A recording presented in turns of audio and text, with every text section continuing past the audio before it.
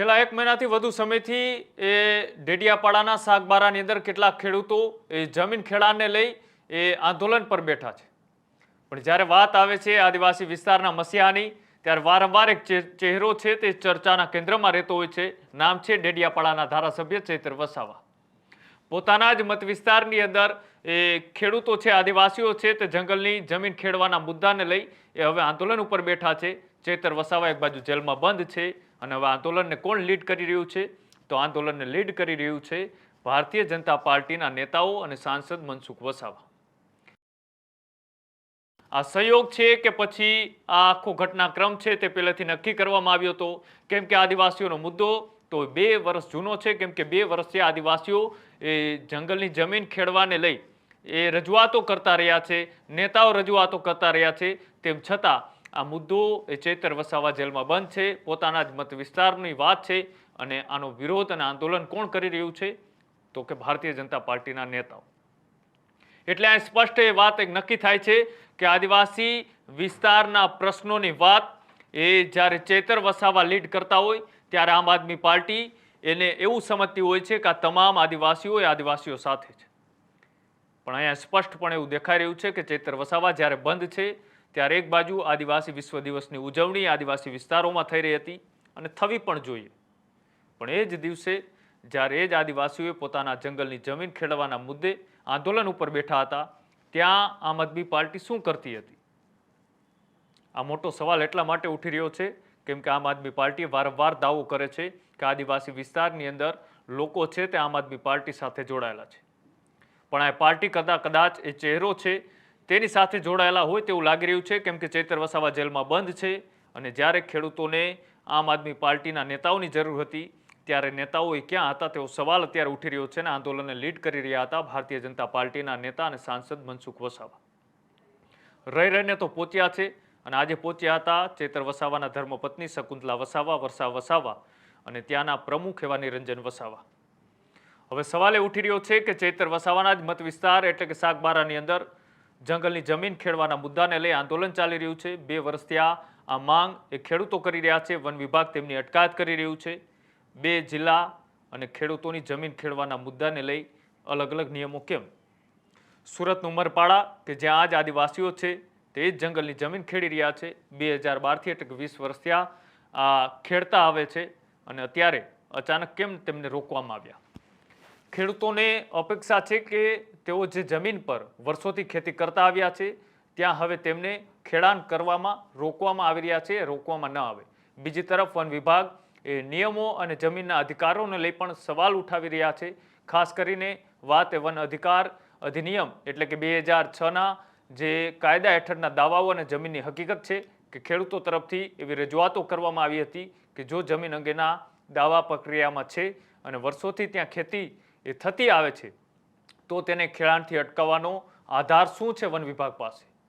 અને આ જ સવાલ હવે માત્ર એ વિવાદનું કેન્દ્ર બન્યું અને મામલો અત્યારે વધુ ગરમાયેલો છે અને સાગબારાના ખેડૂતોને રોકવામાં આવી રહ્યા છે અને ત્યારબાદ સ્થળ પર એ બોલાચાલી થઈ, ઘર્ષણ પણ થયું। આ તમામ દ્રશ્યો તમે જોયા, પણ આ ઘટના બાદ સ્થાનિક સ્તરે વિરોધ છે તે વધતો દેખાયો। મામલો ધીમે ધીમે ગાંધીનગર સુધી પહોંચ્યો અને સાંસદ મનસુખ વસાવા પણ આ મુદ્દે મેદાને આવ્યા। તેમણે ખેડૂતોના પ્રશ્નને લઈ અવાજ ઉઠાવ્યો અને સરકાર સમક્ષ રજૂઆત પણ કરી, પરંતુ વાત અહીંયા અટકતી નથી। વાત અહીંયા અટકતી નથી કેમ કે જે લોકો આદિવાસી વિસ્તારના મસીહા તરીકે ચૈતર વસાવા અને આમ આદમી પાર્ટીને માને છે એ જ ચૈતર વસાવા વનકર્મીઓને મારવો, તેમને ધમકી આપી, ખુલ્લામાં ફાયરિંગ કરી ધમકાવવા, આવા તમામ આરોપોને લઈ જેલમાં બંધ છે।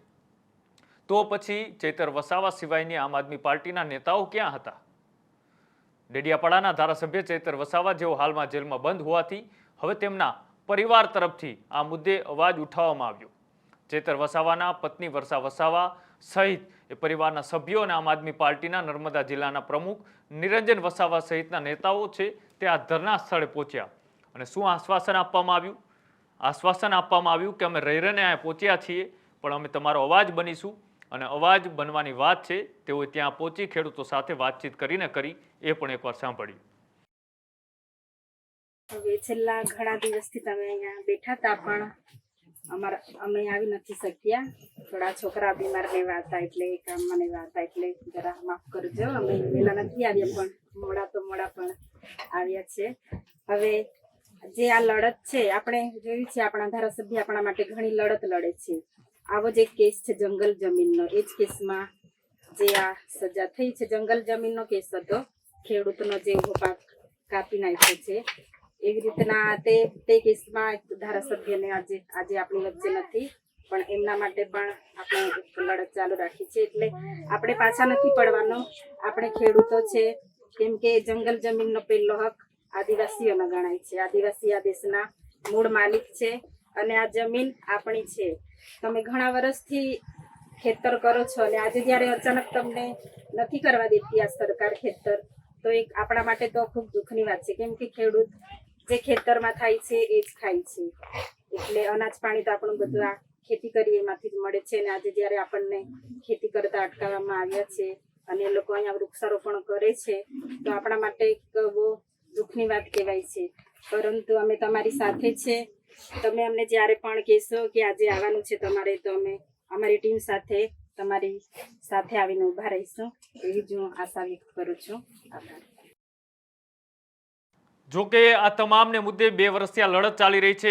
એક બાજુ સુરતનો ઉમરપાડાનો વિસ્તાર કે જ્યાં એ જંગલની જમીન આદિવાસીઓ ખેડી રહ્યા છે, તેની બોર્ડરે જ આવેલો ડેડિયાપાડાનો એ વિસ્તાર કે જેનું સાગબારા કે ત્યાં જંગલની જમીન ખેડવાના મુદ્દાને લઈ 2 વર્ષથી આ વિરોધ ચાલી રહ્યો છે. આખો ઘટનાક્રમની શરૂઆત ત્યાંથી થઈ હતી, કેમ કે ત્યાં એક દુષ્કર્મ જેવી ઘટના બની હતી અને બંને પક્ષો વચ્ચે સામસામે ઘર્ષણ થયું હતું. ઘર્ષણ બાદ પોલીસે આ જમીન છે તે ખેડવા માટે રોક લગાવી હતી અને અંતે હવે આની અંદર કંઈક ટ્વિસ્ટ આવી રહ્યું છે, એટલે કે રાજકારણની પણ એન્ટ્રી થઈ છે.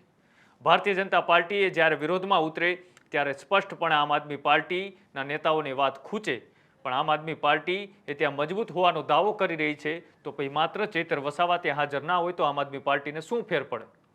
આમ આદમી પાર્ટીના બીજા નેતાઓ પણ વિરોધ કરી શકે, આંદોલન કરી શકે, પણ ચૈતર વસાવા જેલમાં બંધ છે, એટલે કે આમ આદમી પાર્ટી એ માત્ર ચૈતર વસાવાના ચહેરા થકી ત્યાં પ્રસ્થાપિત થઈ રહી છે એવું અહીં સ્પષ્ટપણે લાગી રહ્યું છે.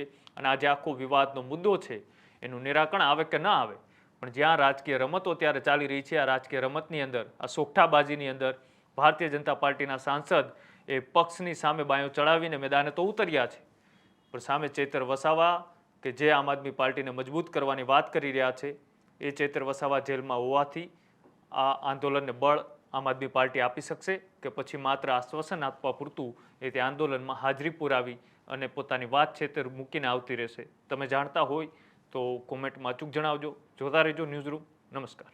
ખેડૂત ભાઈઓ છે ખેતરમાં ડ્રોન ઉડાવતા હોય છે ત્યારે આપણે એક પ્રશ્ન સતાવતો હોય છે કે જે આપણે અત્યાર સુધી જીપીએસ ટેકનોલોજી વાળા ડ્રોન વાપર્યા છે, જેથી કરીને મોબાઈલ ટાવર છે અથવા તો હાઈ ટેન્શન લાઈન પસાર થતી હોય, કોઈ વૃક્ષો હોય, ત્યારે જે જીપીએસ ટેકનોલોજી વાળા ડ્રોન છે એમાં ટકરાય અને ટ્રેસ થાય છે. પણ એગ્રીવન લાવ્યું છે જીએનએસએસ ટેકનોલોજી ડ્રોન, જેથી કરીને એ ડ્રોન છે એ કોઈ જગ્યાએ ટકરાય નહીં, પોતાની રીતે જ ડિસિઝન લે છે અને મૂવ થઈ જાય છે, જેથી કરીને જીએનએસએસ ટેકનોલોજી ડ્રોન છે એ વાપરવાનો આગ્રહ રાખો. આ જ પ્રકારની તમામ અપડેટ જોવા માટે ન્યૂઝરૂમ ગુજરાતને લાઇક, શેર અને સબસ્ક્રાઇબ કરવાનું ભૂલતા નહીં.